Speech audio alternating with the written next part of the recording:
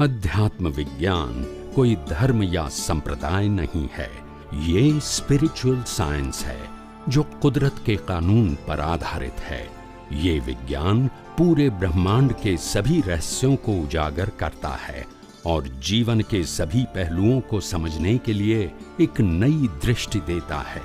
इसी को art of vision कहते हैं, दुनिया को देखने की एक नई दृष्टि, जो अध्यात्म विज्ञानी परम पूज्य स्वामी श्री कमलेशानंद जी के निर्देशन में सनातन सत्य का अनुसंधान कर हमारे जीवन को प्रकाशित करे। जय सच्चिदानंद। Any part of your life is a effect of your previous birth cause. Any part of your life. Now you understand? તારે જે થવાનું છે ને એ જ પ્રમાણે તને સંજોગ આવશે. તને એવું લાગે ખરું કે હું ચોઈસ પ્રમાણે કરું છું, પણ no, you totally depend on circumstances. એક ભાઈએ કીધું કે સાહેબ અમે અમારી વાઈફને હસબન્ડ તો સિલેક્ટ કરીએ છીએ ને. મેં કહું તદ્દન ખોટી વાત. શું કીધું? બૌદ્ધિક તમને લાગશે કે ધીસ ઇઝ માય સિલેક્શન બુદ્ધિથી, પણ this is totally wrong as a law of nature. કુદરત જેની સાથે તમારા કર્મના હિસાબો હશે એની પાસે જ મેરેજ કરાવશે. જેની પાસે હિસાબ ના એની પાસે મેરેજ થાય? બોલતા નથી બધા. એ કર્મના હિસાબ જ ના હોય તો મેરેજ કેવી રીતે થાય? જેની સાથે પાપ અને પુણ્યના કંઈક હિસાબ હોય તો જ કનેક્શન હોય ને. જેની પાસે કોઈ હિસાબ ના કનેક્શન હોય, it is very simple thing. Cause જ ના હોય તો ઇફેક્ટ હોય, એક્ઝામ જ ના હોય તો રિઝલ્ટ હોય. હવે તમારા જેની સાથે મેરેજ થાય છે એ કોઝ ના હોય તો થાય, ઇફેક્ટ આવે. આ બધું પ્રિન્સિપલ ઉપર જાઓ, તમે શેના ઉપર જાઓ? સિદ્ધાંત ઉપર જાઓ તો તમને સમજાશે આ વાત આખી. એટલે મેં કીધું આ લો ઓફ નેચર છે, આ લો ઓફ રિલિજન નથી. આ ધર્મની વાત નથી, આ શ્રદ્ધાની વાત નથી, આ સિદ્ધાંતની વાત છે અને બધાને લાગુ પડશે. એમાં હિન્દુ, મુસલમાન, ક્રિશ્ચનનો પ્રશ્ન આવતો નથી, ભારત કે વિદેશનો પ્રશ્ન આવતો નથી. બધા માટે એક જ સરખો લો છે, યુનિવર્સલ લો. ઇન્ડિવિડ્યુઅલ લો જુદો છે. કુદરત તમને તમારા રિઝલ્ટ તરફ લઈ જાય છે. શું લઈ જાય છે?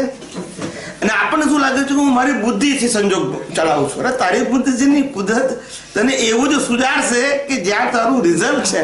એટલે દરેકમાં જવાબદાર કોણ છે અને બ્લેમ કરીએ છીએ. એટલે આ દુનિયા ચાલે છે કારણ કે આપણે ફેક્ટ જાણતા નથી. તો એક ભાઈ મને પ્રશ્ન કે સ્વામીજી મારે બહુ તકલીફ છે. મેં કહું શું તકલીફ છે? મને કે અમારે હસબન્ડ વાઈફને બહુ ઝઘડો થાય છે, બંનેનો સ્વભાવ ગરમ છે. હું ઓછો ગરમ છું, મારી વાઈફ વધારે ગરમ છે અને કચ થાય છે. હવે હું શું કરું? તમે રસ્તો બતાવો. શું કહે છે? શું કહે છે? રસ્તો બતાવો. હું શાંત છું, બહુ ઓછું બોલું છું. શાંત એટલે મૌન નહીં, મિનિમમ, અને એ મેક્સિમમ બોલે છે ને અમારે પછી ચળફળ થાય છે. મારાથી ના રહેવાય, પછી સ્પ્રિંગ ઉછળે. પછી શું થાય? હવે શું એનો ઉપાય શું? એટલે મેં કીધું તમને સારી વસ્તુ મળે તો એને પુણ્ય કહેવાય, પાપ કહેવાય? પણ કોનું પુણ્ય? વસ્તુનું કે આપણું? અને તમને ખરાબ વસ્તુ મળે તો પાપ આપણું કહેવાય. બરાબર છે?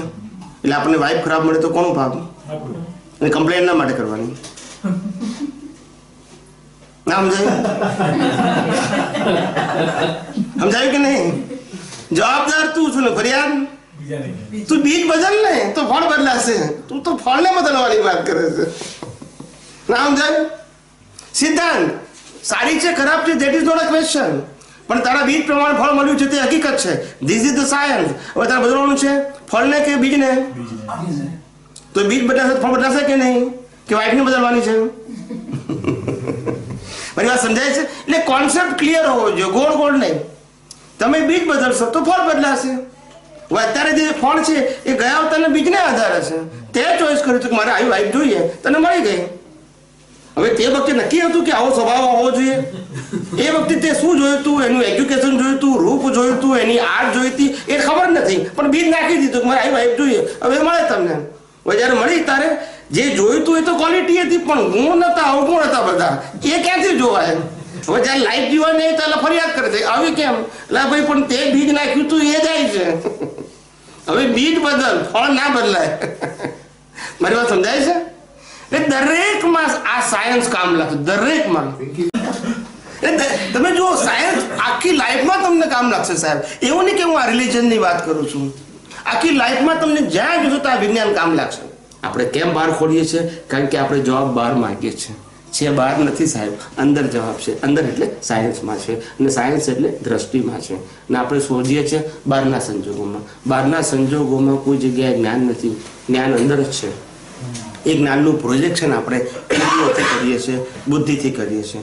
બસ એ જ્ઞાનનું પ્રોજેક્શનમાં જેવું વિઝન છે એવું તમને જગત દેખાય છે. આ વિજ્ઞાનનું વિઝન હશે તો એવું દેખાશે, અને શ્રદ્ધાનું જગત હશે તો એવી દુનિયા દેખાશે. દુનિયા તો તેની તે જ છે, જોવાની દ્રષ્ટિનો ફેર છે. જે જગત રામકૃષ્ણ મહાવીરે નિર્દોષ જોયું એ જગત આપણને દોષિત દેખાય છે. તો બંનેમાં ફેર શું છે? દ્રષ્ટિ. સંજોગોનો ફેર નથી ને.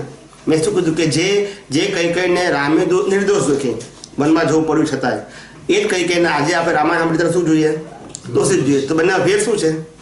એક્શનનો કે વિઝનનો? વિઝનનો ફેર છે. તો બદલવાનું શું છે? વિઝન. એને જ્ઞાનીઓ કે છે દ્રષ્ટિ બદલો. અમારું કામ દ્રષ્ટિ બદલવાનું છે. તમારો ધર્મ, ગુરુ કે ક્રિયા બદલવાનું નથી. શું બદલવાનું છે? દ્રષ્ટિ. મહાભારતના યુદ્ધમાં પણ કૃષ્ણ ભગવાને અર્જુનની શું બદલી હતી?